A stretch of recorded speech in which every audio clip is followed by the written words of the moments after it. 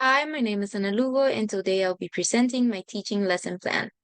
So the topic that is going to be taught for this lesson is running.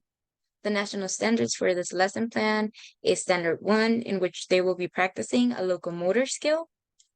So this lesson plan is intended for development 1 and 2. It is not that the skill running itself, it's something that development 3 children shouldn't be practicing, but it's just something that this lesson plan activities are designed for development 1 and two's interest. When it comes to children in development 1 and 2, they need intervals when running. Their lungs are still not well developed to run more time continuously. Whereas children in development 3 may be able to run a little more time continuously. Both development 1 and 2 are curious to see what their bodies can do. So, um, kids run on a daily basis when they're playing tag, when they're playing hide and seek, when they excited just in general. It is something that they do randomly throughout the day. Um, so for the teaching strategies, there's students that won't find running as easy as others, so giving them compliments and positive feedback for their efforts or something that they did good is something that can be key in keeping them interested in the activity. So they keep trying and progress is eventually seen. Applying the goals according to the students is also going to be needed in running, and some adjustments are going to have to be made. For example, development 1 and 2 lie competitions. So let's say we're doing a relay while practicing the skill. Miguel might be a great runner, so maybe you have another student, Eduardo, who is not so great at running, then maybe making Miguel start a little bit back on the starting line might make it more fair for the rest of the students. Implementing activities that make intervals is going to be key. It is important to let them set the pace for themselves.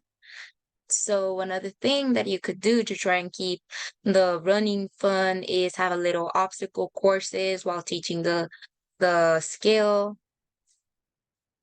So the class setup, it has to be taught outdoors due to the space that it's needed. Also, most elementary schools don't have gyms, so you're just left with teaching it outdoors.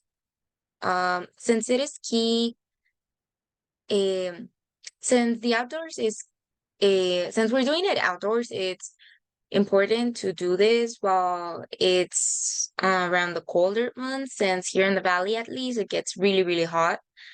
Some safety concerns that you should be looking out for is checking that there's no rocks or stuff that they could trip with in the area that they're going to be playing.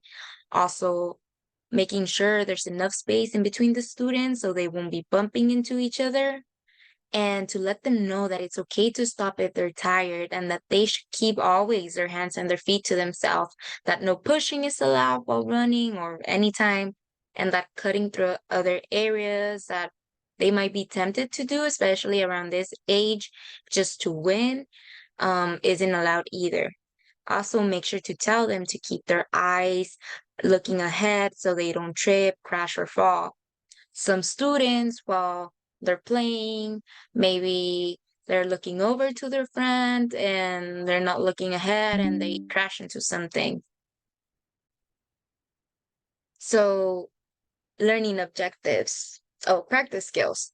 So the practice skills are going to be running and eye-body coordination. As mentioned, maybe you could have a little activity where they do um like a course, an obstacle course.